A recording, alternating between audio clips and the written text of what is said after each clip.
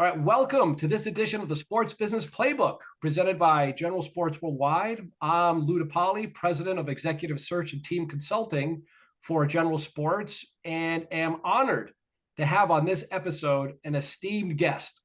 He's a well-known sport marketing professor, my former colleague at the NBA, and current dear friend, Dr. Bill Sutton, joining us. Welcome, Bill. Absolutely, Lou. Good to see you, brother.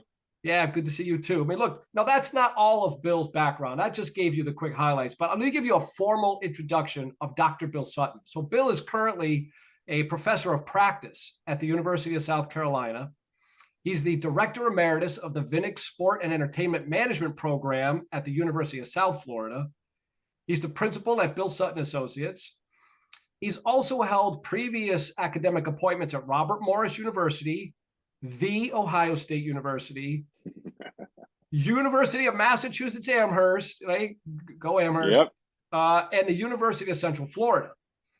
And in between his UMass and Central Florida stints, Bill was the vice president of team marketing and business operations for the NBA League office, where we worked together for a number of years. He's also the co-author of 2 textbooks, past president of the North American Society for Sport Management, founding member and past president of the Sport Marketing Association. And you know what? Bill is also a featured author for Sports Business Journal, where his Sutton Impact column is a monthly feature. So that's a lot, Bill. That's quite an intro, but it's quite an impressive career to date. I've enjoyed it, Louis. Yeah. Don't forget former prison guard. Well, I was going to kind of get to that at some point here. I mean, you've had some other career, stints outside of sports. Yes, I have. Which I think is really important for people to know, that not everybody in the sports industry winds up just coming right out of school and being in sport, right? So you have a career outside of sport. I had a career outside of sport before we got in. But once you get in, it's a matter of like, what can you do when you get there? And that's it. And I think one of the really most impressive things about your career, Bill, to me, is the high number of your students who have gone on to have like a significant impact in the sports industry. I mean, I don't know what your coaching tree or your student tree looks like, but it's got to be pretty much a forest at this point. You know what, Lou? It's the thing I'm the most proud of. I've had some great students.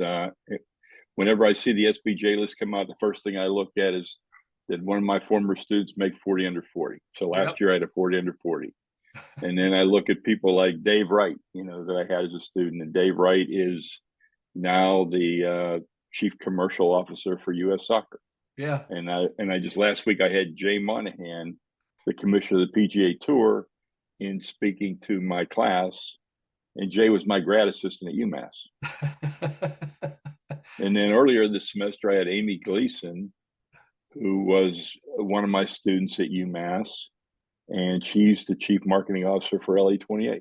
Yeah. So yeah, you can look around and see some really amazing things. Yeah, absolutely. Not to mention Ben Sherrington, general manager of the Pirates. Yeah, that's right. I forgot about that. Wow. So you've covered the gamut, and obviously a lot of very successful people in the industry have come through, regardless of what university you were at, going all the way back to Robert Morris. What is some of the advice? Because you've mentored most of these people even after they graduated. Like, what's some of the advice that you give them that you think are really key takeaways? I think the biggest thing is, and I just, I've got an upcoming SBJ column about this, and I talk about having a dragon. And you either have to tame your dragon and be able to fly your dragon, or you be able to kill your dragon and move on. And it's really important. And I come across this all the time where somebody will say to me, I don't know if I want to be a coach or work in the business side. Mm-hmm. And I said, well, that's 2 different dragons. I said, which one is I said, usually the coaching, the ones between the lines are the stronger dragon. And I always encourage them to fight that dragon first to see where they are with this. Mm-hmm. And I used an example in the article, Lou, and I know you read it because I sent you a draft. Then when I was at Robert Morris, my goal was to be a college professor and a baseball coach. Yep. And, and I'd played and loved baseball all my life. And so I'm at Robert Morris. The My second semester there, the baseball coach quit, and they needed somebody to take the kids on their spring trip and then to finish out the season. And I jumped at it, and Dave Sunoka tried to tell me no, and everybody tried to tell me no, but I was hell bent on it. Yep.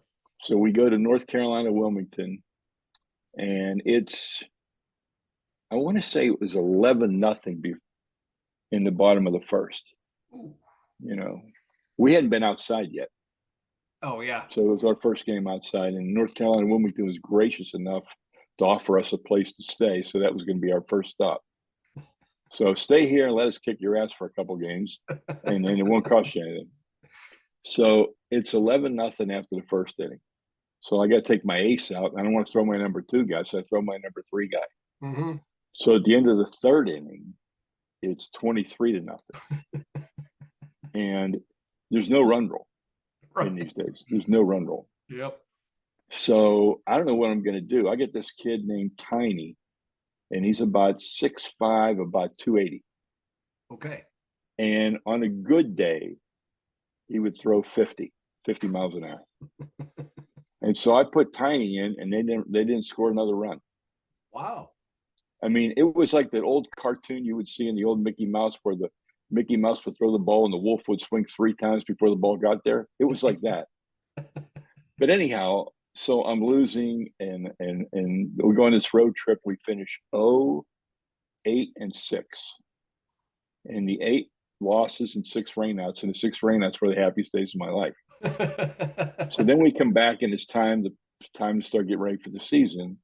And what I forgot as a player, I forgot how much I hated to practice. Mm. Yeah. And then when you're the coach, that's your lifeblood. You've got to practice and teach and develop talent. Yep. And I don't know if I killed the dragon or the dragon killed me, but I lost any desire to be a baseball coach by May of that year. Yep. Good for And you. never looked back, and then stayed a professor, and then got into consulting, looking at the marketing thing. So I came to deal with my dragon that was how I dealt with it. But it was a real strong pull. And no matter what anybody told me, I was going to do what I was going to do. And so when I tell people, so he says, well, I want to be I'll interview a student. I want to be a general manager. Mm-hmm. I say, all right, you'll be a general manager. I said, I've taught for 34 years. I have 3 former students that are general managers, and I can legitimately say I helped one. Brian Wright, that's general manager of the Spurs. I got him an internship with Magic when we were at UCF. Okay. But it's a long road to hoe. And I say, we don't teach you talent evaluation in graduate school. We don't teach you how to break down film. We don't teach you any of those things. Mm-hmm. So if you're coming here to get an MBA, understand that hopefully that'll come into play down the line, but it's not why you're going to get hired to be the general manager. Yeah. You're going to be hired because you know what talent looks like. You know how to develop the talent. You know how to use the talent. But if that's what you want to do, then you should go for it, and you should give it your all. Sure. But then I follow with, it's easier to become a team president than a general manager. Absolutely. Yeah. Absolutely. That's great advice. I mean, so you slayed your dragon, or maybe the dragon slayed you, as you said earlier. Yeah. But look, that makes a lot of sense, because you and I have both been involved in hiring a lot of people. Remember, we had the NBA job fair, the team jobs fair for years that we ran. And that was one of the first things a lot of people would tell us. Hey, I just want my foot in the door because I want to become the GM. I want to run the team. And a lot of times it's like, okay, if you really want to do that, you got to commit. But there are certain things you still need to understand about running the business, because, if you're a GM, you mentioned Ben Cherington, right, with the Pirates. If you're the GM of a Major League Baseball team, have, $100+ million operating budget you have to know how to operate, right? Some of it goes to Major League salary, some of it goes to minor leagues, infrastructure, running a minor league facility. Like, you got to have some space. You can't just be all about the sport. So you need to know how a business operates, how people operate. Like you said, you got to be a great talent evaluator, or on and off the field. Yeah. On and off the field. Yep. Absolutely. And I know that's one thing that, again, when we work together, and I know we've been joined at the hip here for a long time on a lot of different projects between the NBA, down in Atlanta when we were with the Hawks and the Thrashers with Bernie, when I was with the Pirates and then at the Mets. So we've spent a lot of time, that's one of the things that we always try to focus on was finding the right talent, right? And then creating the right culture. So when you're advising or you've advised students over the years, like how do you help them understand that? And then like what are some of the key things that they could do to prove that they have the right skill sets and or talent or culture fit for a team? Yeah. So what I try and get them to do right off the bat is create a file, either a mental file or a file on your computer, whatever you want to do, of people that you think you'd like to work for, not organizations, Mm-hmm. people. Yep. And you're in the people business. Yeah. It's way more, the person's way more important than the organization. And I tell them the most critical job you're going to have is that first person that you come in contact with, because that first person is going to train and develop you and make you good at your job. And then they're either going to promote you, help you find a job in another organization, or leave and take you with them. You've got three good options if you go to work for a good person. Right. But you've got to identify what a good person is. And I tell people all the time, I've worked for some really good people and I've worked for one or two bad people. Mm-hmm. And the one or two bad people stand out because if you're working for a bad person, it ruins your life. It affects your sleeping. It affects everything you do. Yep. You don't enjoy going to work. You don't enjoy going home. You don't enjoy anything. Yeah. So you have to take a lot of time figuring out who it is you want to work for. And so I say all the time, people I'd like to work for. If I was coming out of school right now and I had a chance to go work for Mike Beck, I'd go work for Mike Beck. I'd work for Tim Lywicki. Yep. I would work for Sean Hunter. I would work for Al Guido. I'd work for Scott O'Neill. Mm-hmm. I mean, that would be my list of people I would work for right off the bat. Yep. Why? Because they all treasure people. They all know it's a battle to whoever has the best talent wins. Yeah. And they all understand that. But Lou, the other thing I like about all those people I mentioned, they all started off on the bottom floor. Yeah. They were selling tickets for $3-4 an hour plus commission. They know what it's like. They can identify with the struggle. They can identify with the day to day, and that just makes it a better culture. They value culture. Yeah. Like I remember when Scott, when I was working for Scott at the Sixers, Scott had free snacks every day and free lunch a couple times a week. And I said, "That's really awesome." He goes, "Yeah." He goes, and I tell him to take the food home. And I tell him it's fine. I said, "You want to take some snacks?" Because I remember that I didn't have food sometimes at home, and I'd have to sneak and take stuff out of the snack room and take it home to eat. So he relates to that. He understands the struggle it is when you're first starting off. And that's the person you want to work for. Yeah, absolutely. I mean, a great leader is someone who understands and can identify with people. Yeah. And then build that culture. I mean, like obviously we worked with Scotty, you know what I mean? So Yeah. we know what he's about. And that is 100% spot on. And I'm sure he's doing the same things right now in his new role. I mean, you can see the impact he's had on a much larger scale with Merlin. So Yeah. it's impressive. But you spouted off some really great leaders in this industry. And I left one off and I just wrote about him. I just wrote an SBJ column on heat culture. Oh, yeah. And I talked about heat culture, not on the basketball side, but on the business side and how it all starts. And it starts with, when we started Teambo, the first team we worked with was the Heat. Yep. And Eric Woolworth had just been appointed president. And Eric knew what he knew and he knew what he didn't know. Yep. And he was amenable to all of our ideas and all of our suggestions, and he grew. And he's always, for the most part, always hired good people Mm-hmm. and always let them do their thing. And it's made a great place to work. Yeah. And when absolutely. you look at the Heat, you look at a team photo of the Heat, you'll see true DE&I. I mean, you'll see what DE&I look like. Yep. Because that's, Eric has always said, I want my front office to look like my community. Yep. And it does. Yeah. That's great. I mean, look, and they've been doing it for a long time, right? They have. Good times on the court and bad times off the court. Like when they've struggled, they've still had good culture, Yeah. and that's the hard part, as a leader, to be able to make sure that, hey, when things are tough, you got to stick to your guns and you got to keep that culture, keep people happy, because you don't want to lose your talent if you spend a lot of time, cultivating, training, and developing them. So that the first sign of struggle, people jump ship. And the Heat have been lucky; they've got a lot of people who've been there a while, and I agree with you. It's one of the best run. When you think of good culture, Yeah. that's a good place to go. You know what, Lou? Another thing too, I always tell people, and this more with people that were already in a job looking to move up. And you and I believe in this because you and I have seen what happens when you do. But I tell people all the time, never take a job for title and money. It's the wrong reason to take the job. Yes. Take the job because it's exciting, it's a good opportunity, it's a good career step. It's going to let you do things you never done before. You're going to work for a great owner, whatever it is. But if it's about time I'm a team president, that's a bad decision.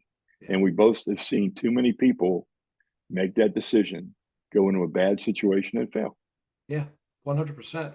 It's frustrating to see people who do that, even though, we may have provided them counsel not to, that you wind Yes, up we in a have. tough situation. And it's hard to get out of some of those when you join the wrong culture for the wrong reason at the wrong time. It's hard to recover. It But the is. good thing is, hopefully, people have good networks. I mean, that's one of the beauties of, if you do a good job, you work with the right people, you build the right relationships in this business, they can count on you. They can count on people. You mentioned Al and Tim and Scott or myself, like just Bernie, like people that are in the business that can provide you counsel to go in the right direction.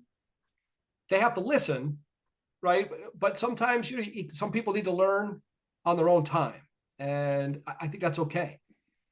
And you can never underestimate the relationships. I mean, more than a network, your relationships. Right.